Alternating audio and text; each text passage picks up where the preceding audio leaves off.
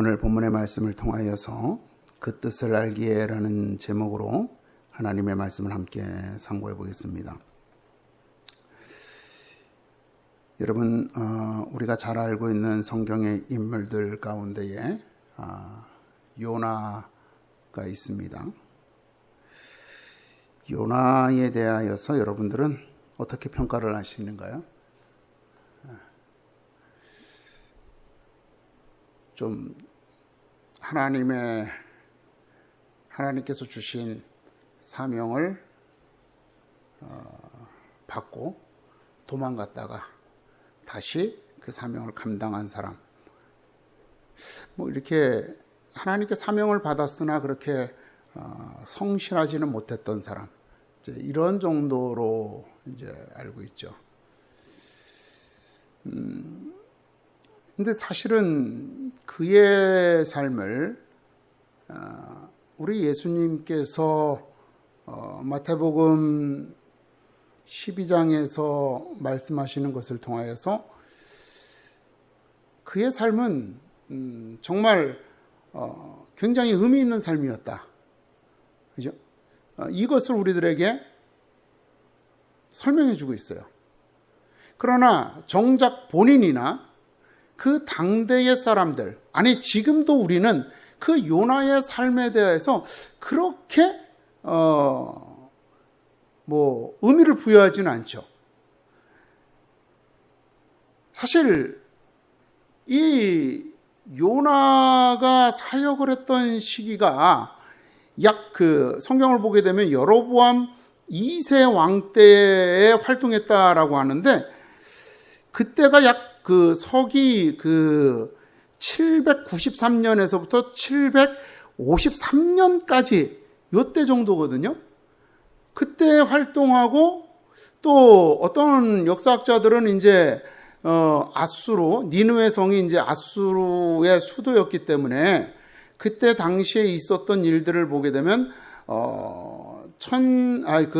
서기 763년경이라고 봐요. 왜냐하면 그때 당시에 765년 그때 돌림병이 있었고, 763년에 일식이 일어났고, 763년에 또 돌림병이 또 돌았기 때문에 이런 큰 변고가 있었을 때에 사실 사람들의 마음이 조금 약해지잖아요. 그래서 뭔가 어떤 지적을 받으면 좀 종교적으로 이런 문제들을 해결하려고 그러죠. 우리도 지금 코로나 사태가 일어나니까 이번에 우리 나라가 이렇게 미개한 나라인가? 이런 생각이 들 정도 일들이 벌어졌죠. 얼마 전에 용인인가요? 민속촌에서 코로나 퇴치 기원제 해가지고 그 가수 송가인인가요? 그 친구 엄마가 무당인가 그래가지고 그 친구 불러다가 구술했다 그러더라고요. 그게 참, 이게 우리 수준이 이 정도밖에 안 되나? 왜냐면 우리 이거 문명인이잖아요. 네. 그러니까 이런 어떤 연약한 상황 속에서는 사람들이 이렇게 된다는 거예요. 그러니까 이런 어떤 765년, 763년 연이어서 어떤 큰 어떤 변고가 있고 있었을 때, 이런 요나가 와서 이렇게 하나님의 말씀을 증거했을 때, 이런 니느웨 성의 주민들 그리고 왕까지도 이렇게 다 이렇게 회개하는 일들이 있지 않았겠느냐, 이렇게 이제 역사학자들이 추정을 해요. 어찌됐든지 간에 여로보암 왕 때에 사역했던 요나이기 때문에 예수님이 오셔서 사역하실 때까지 약 한 760년, 이전 한 800년 좀 안 되는 동안에 요나의 삶은 그렇게 한 번도 언급된 적이 없죠. 다른 선지서에 기록에 요나의 삶에 대해서 언급된 적이 없어요. 근데 예수님께서 그냥 딱 언급해 주신 거예요. 그것도 바리새인과 서기관들이 예수님께 당신이 하나님이 보낸 사람이라면 그 표적을 보여줘라. 하나님의 사람이라면 표적을 보여줘라. 그랬더니 이제 예수님께서 이제 마지못해서 그게 하신 대답이 그 대답이에요.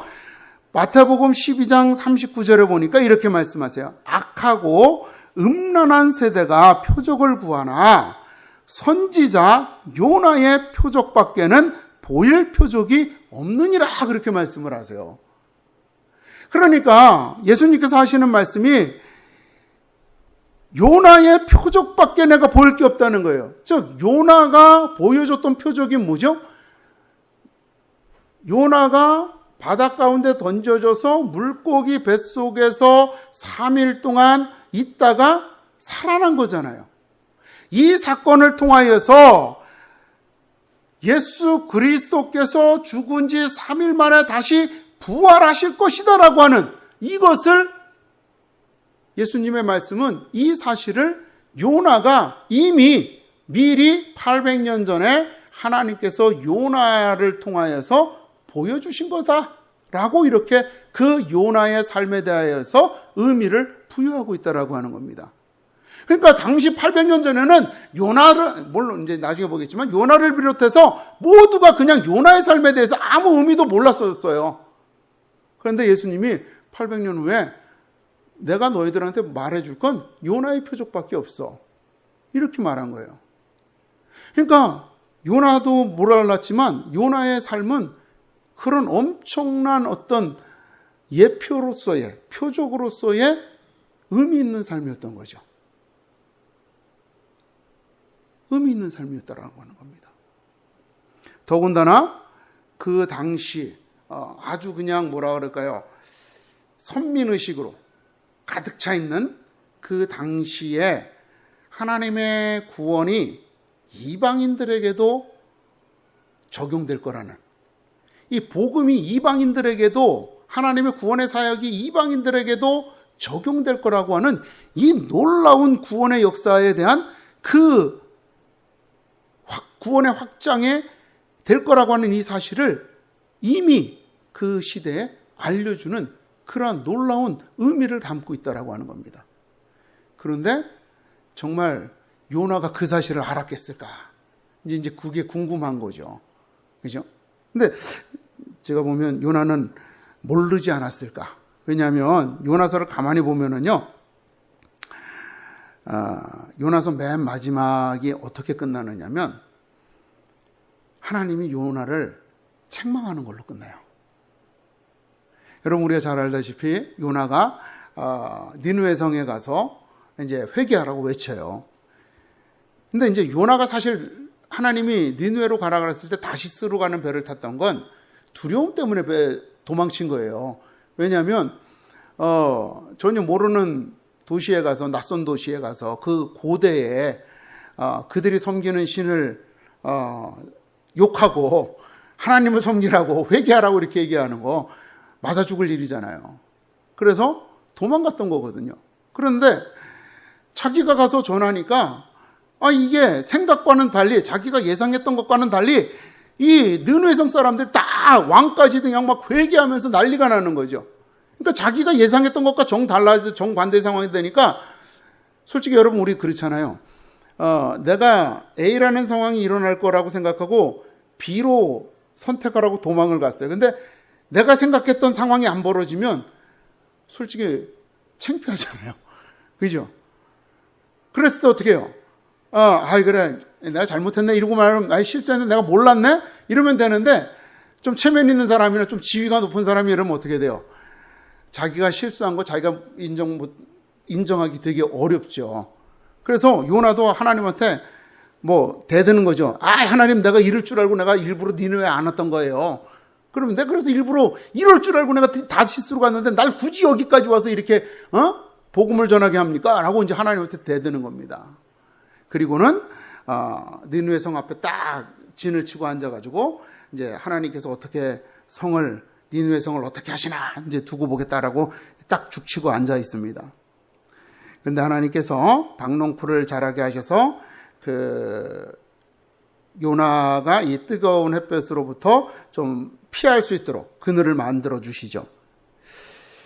근데 요나도 좀 지독한 것 같아요. 그날 하루 종일 그렇게 앉아 있다가 그 다음 날도 또 버틴 거예요.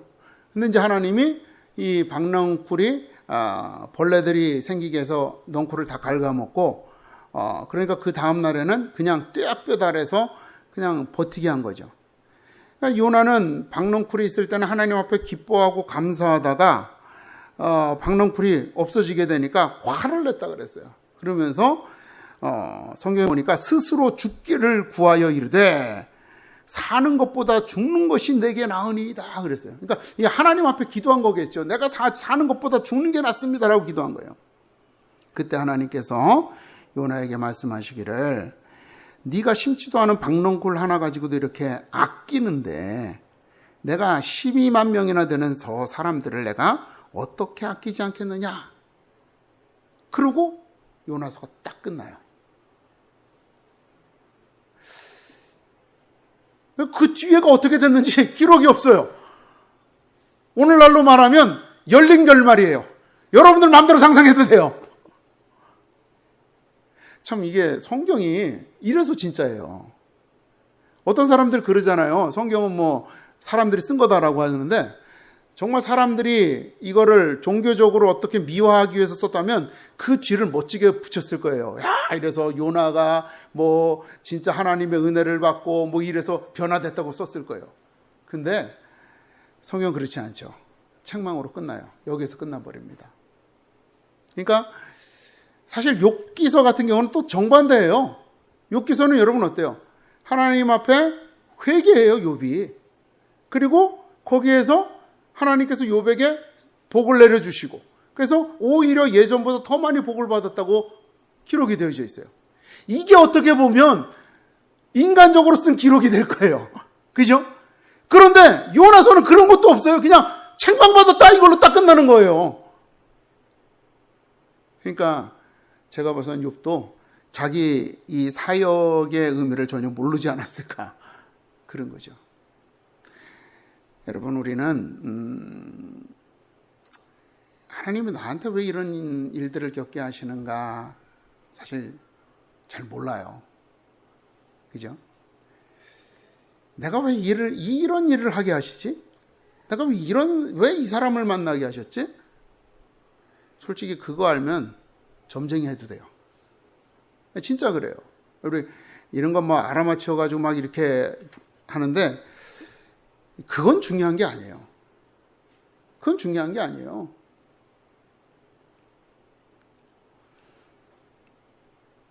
우리가 신앙생활을 하는 데 있어서 정말 중요한 거는 내가 겪고 있는 이 구체적인 사건 하나하나의 의미,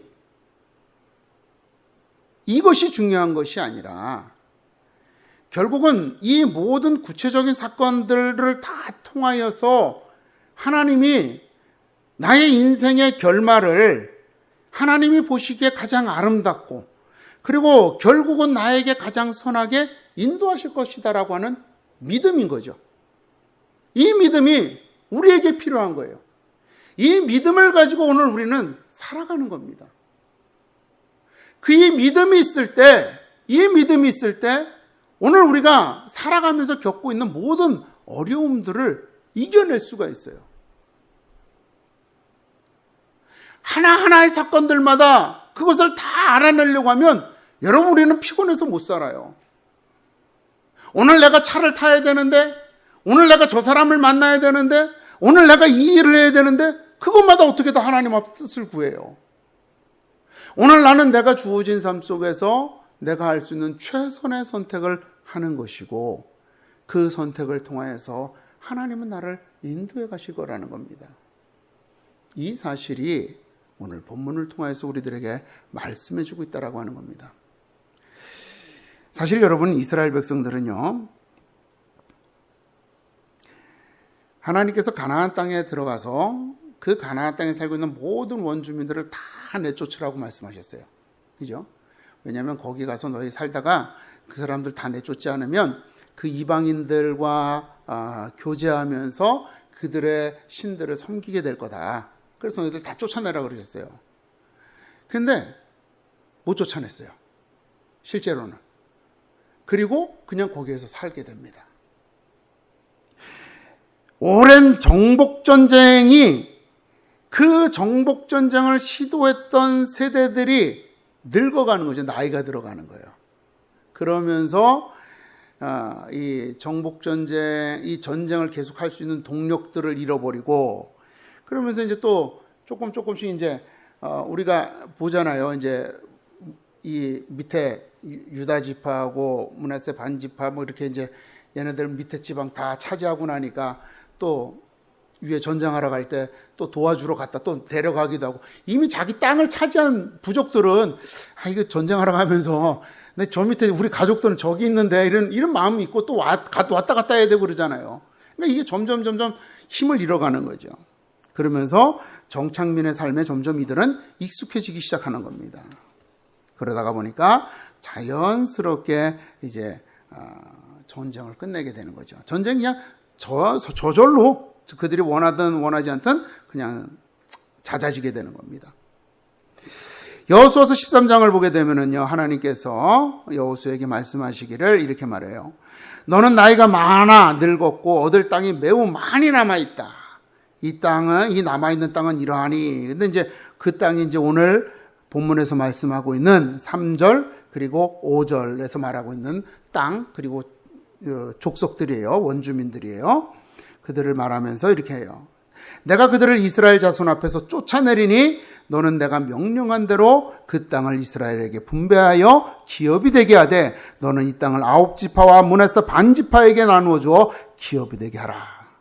그랬는데 이들은 쫓아내지도 못하고, 오늘 사사기 3장을 보게 되면 쫓아내지도 못한 채 그냥 안주해 버렸다라고 하는 겁니다. 그들은 전쟁에 지쳐 있었고 그들이 얻었던 승리의 기쁨에 추해 있었기 때문에 아마 이만하면 되었지라고 이렇게 생각했었을 겁니다. 자, 이들은 자기들이 선택한 거예요. 자기들이 전쟁을 끝난다라고 그렇게 선택을 한 건데, 오늘 본문의 말씀을 보게 되면은요, 이렇게 말씀을 하세요. 1절에 보니까 여호와께서 가나안의 모든 전쟁들을 알지 못한 이스라엘을 시험하려 하시며, 2절에는 이스라엘 자손의 세대 중에 아직 전쟁을 알지 못하는 자들에게 그것을 가르쳐 알게 하려 하사 남겨두신 이방 민족들은, 이렇게 말씀하고 있죠. 그죠? 하나님이 전쟁 끝내라고 하신 게 아니에요. 하나님은 분명히 여호수아에게 마지막 유언으로 9지파와 므낫세 반 지파에게 여기 누구 걔네들을 통해서 9지파 므낫세 반 지파를 통해서 얘네들을 쫓아내 라고 명령했어요. 내가 걔네들을 쫓아낼 거야 라고 명령했어요. 그런데 이 9지파와 므낫세 반 지파가 쫓아내지 못한 겁니다. 그리고 그냥 손 놓은 거예요. 근데 본문은 뭐라 그래요? 남겨두셨다 그랬어요. 남겨두셨어요. 이스라엘 백성들은 자기가 멈췄다라고 생각하는 거예요. 실제로 그들이 선택한 거예요. 그죠? 그들이 멈춘 거예요. 하나님이 그만두라고 그런 게 아니에요. 그들이 멈춘 거예요. 근데 하나님은 그들이 멈추는 것들을 통하여서, 분명히 하나님께서 명령했지만 그들이 멈춘 그것을 통하여서 하나님은 또 다른 계획을 말씀하고 계획하고 있으셨다라고 하는 겁니다. 여기에 하나님의 섭리가 있는 겁니다. 사람들은 스스로 선택하면서 살아갑니다. 그러나 하나님께서는 그 사람들의 선택을 통하여 하나님의 계획을 성취해 나아가시는 겁니다. 이스라엘 백성들이 하나님의 명령을 거역함으로 전쟁을 임의로 중단한 거지만, 그것은 하나님께서 그 후손들을 가르치시기 위한 또 다른 계획의 성취였던 겁니다. 그 후대 세대들, 이 가나안 전쟁을 경험하지 못한 세대들, 이 가나안 전쟁을 시작했던 세대들은요, 여러분 신명기 8장을 보게 되면 우리가 이제 이 이스라엘 백성이 40년 광야 생활을 시작하게 된 이유가 뭐예요, 여러분? 가나안 땅 점령하러 갔다가 2명, 여호수아와 갈렙을 빼놓고 나머지 10명의 정탐꾼들이 다 불신을 하잖아요. 이제 우리는 싸워서 이거 전쟁했다가 우리는 다 진다. 그렇게 보고를 하니까 이스라엘 백성들이 이 10명의 보고를 믿고 야 우리 돌아가자. 그리고 모세와 아론을 원망하고 돌아가자 그러잖아요. 그래서 이제 하나님께서 징벌로 너희 그때 당시에 장성한 세대들은 광야에서 다 죽어야 된다. 그리고 40년 동안 그 세월이 40년 동안이나 40년이고 그래서 40년 동안 이스라엘 백성들이 광야에서 이제 그 유랑민으로서의 삶을 살게 되잖아요. 그런데 신명기 8장 2절을 보게 되면 뭐라고 기록되어 있냐면요. 너를 낮추시며 너를 시험하사 내 마음이 어떠한지 그 명령을 지키는지 지키지 않는지 알려 하심이라 그랬어요. 광야 40년 생활이 그들의 범죄함 때문이지만 하나님께서는 그들의 범죄함을 통하여서 40년이라는 생활을 통하여 이스라엘 백성들을 철저하게 낮추시려고 했다는 겁니다. 왜? 그들은 애굽에서 이미 잔뼈가 굵은 세대예요. 애굽에서 하나님을 알기는 알았지만 하나님을 섬기기보다는 애굽의 신들에게 더 익숙했었고 그 신들을 부러워했었고 그 신들을 더 추종하던 사람들이잖아요.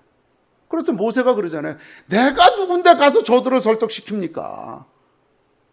그죠? 그래서 그 세대가 다 사라지고 새로운 세대, 바로 광야에서 하나님이 어떻게 역사하는지 그것을 보고 자라난 세대들.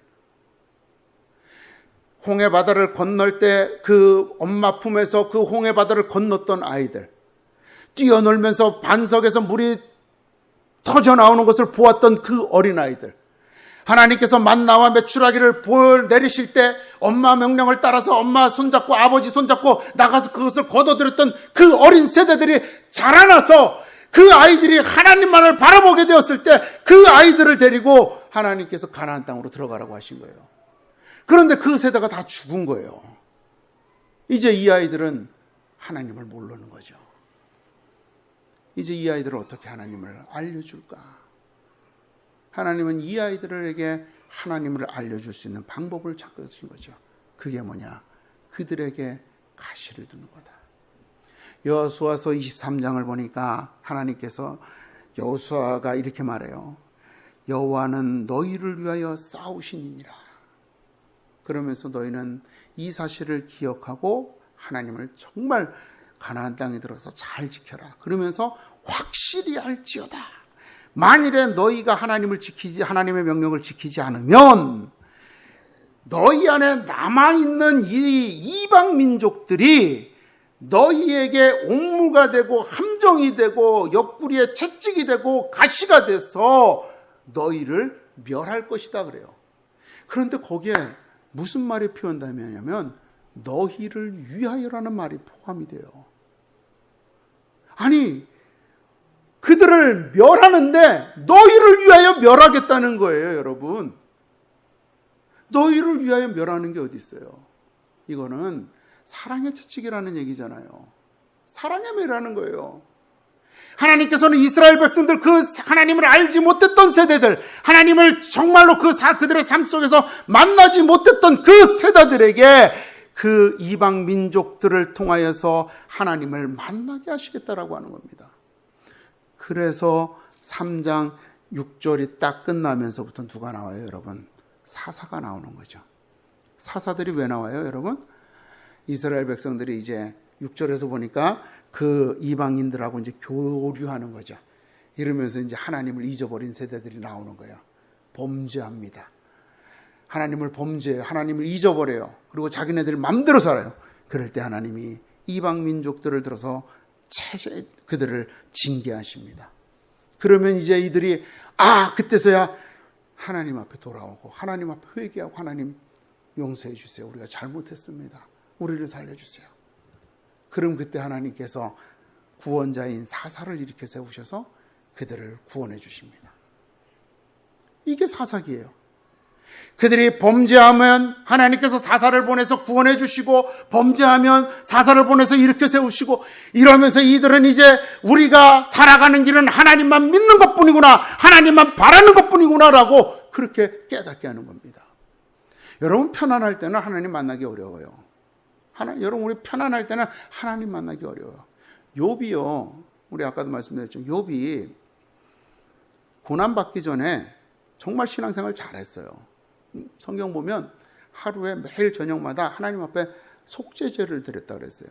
무슨 제사를 지냐면 내 아들들이 혹시 어디 가서 범죄했을까 봐, 부지불식간에 범죄했을까 봐 미리 사전에 속죄 제사를 지낼 정도로 그렇게 하나님을 잘 섬겼어요. 그런데 모든 고통을 다 끝내고 나서 하나님의 은혜를 깨닫고 나서 욥이 42장에서 이렇게 말합니다.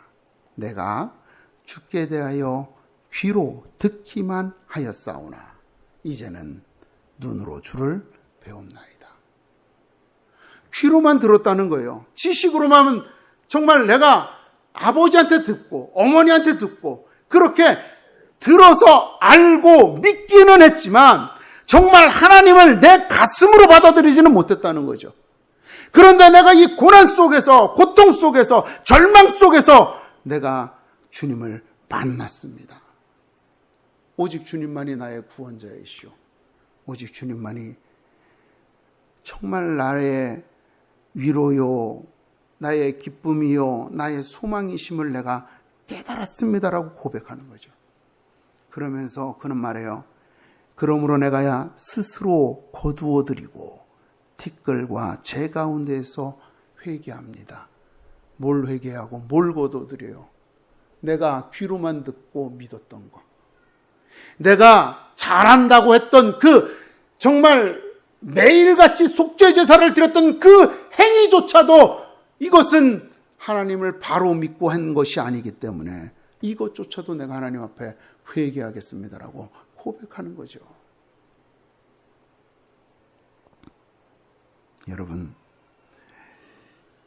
우리는 이 하루하루의 계획을 알지는 못해요. 그렇지만 우리 삶의 전체를 향하신 하나님의 계획을 알고 있잖아요. 그렇기 때문에 여러분, 우리는 우리의 삶의 과정 속에서 일어나는 아주 그 지엽적인 문제들, 아주 우리 인생에서 어떻게 보면 아주 순간일 수밖에 없는 그 문제들 때문에 여러분 너무 집착하지 마시고 두려워하지 마시고 걱정하지 마시고 하나님을 믿으시고 끝까지 정말 하나님만 바라보고 나가시기를 축원을 드립니다. 하나님은 그런 여러분들을 반드시 선하게 인도하실 줄로 믿습니다. 묵묵히 오늘 하루를 맡기시면 하나님의 은혜를 충분히 느끼실 줄로 믿습니다. 기도하겠습니다.